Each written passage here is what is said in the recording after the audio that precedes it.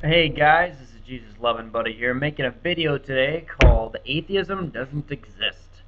And I'm basically gonna regurgitate the arguments from The Way of the Master involving, Kirk Cameron and Ray Comfort and them fellas. Um, Basically, what I'm gonna say is that there are no atheists. There are only agnostics. And atheism obviously is the belief that there is no God. And agnosticism is more of the belief that there may be a God, but I don't know. I've heard some agnostics say that they say there may be a God, there may not be a God, I don't know, and there's no way I could know. So they believe God is more of indiscoverable. Okay, here we go. So, saying there is no God is making an absolute statement. But to make an absolute statement, you have to know everything. So, for example, an absolute statement would be like me saying there is no gold in China. But for me to say that with certainty, I have to look under every rock. I have to go into every jewelry store. I have to have a personal interview with everybody in China to see if they own any gold. And there's no way, honestly, I could really figure out if there is no gold in China. There's no way I could say that. There's no way I could process all that information.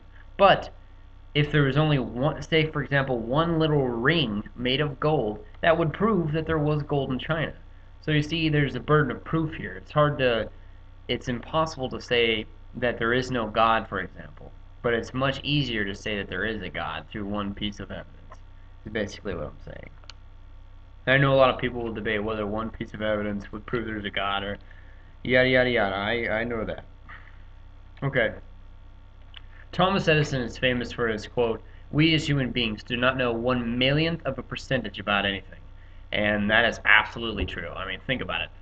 How many hairs are on the back of your head? You have no idea.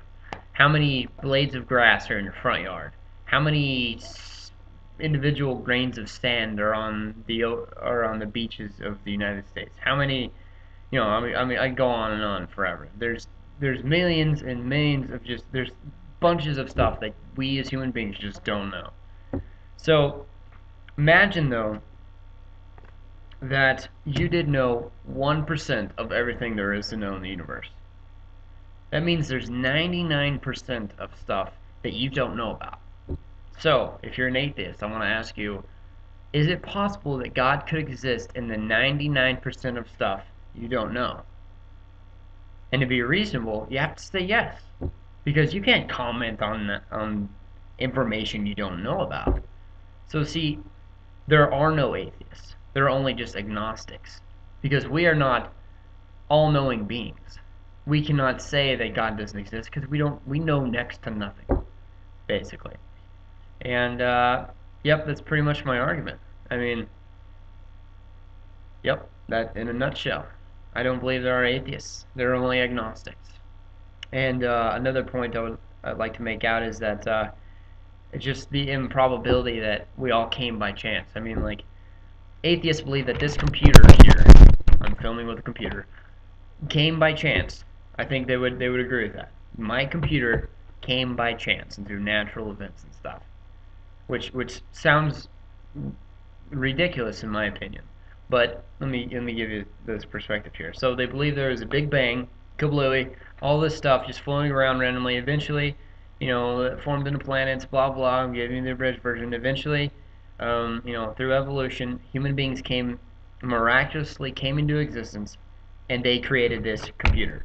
So if it is miraculous, like extremely improbable that human beings could arise through evolution, how even more improbable is it that they could invent a computer using intellect, logic, and reason? I mean, how did logic and intellect come about? Through natural processes. I mean, if there's just after the Big Bang, if there's just this cosmic crap just floating around, how did that conform? How did life spring from non-life? See, that's my beef with atheistic evolution, basically, because it doesn't provide a description of an evolutionary mechanism. They just say it happened, basically. I mean, and of course you can disagree with me. You have the civil right to do so, and if you do disagree with me, I recommend, hey, make me a video or something, and give me a video response, or hit me up with a comment or something. I respect people who disagree with me. I find it very interesting to talk with people with other worldviews, and that's kind of what I want to do for a living. So, yes, I respect you if you disagree with me. A thumbs up. Hope you enjoyed the video. God bless you. And remember, there's no such thing as atheism.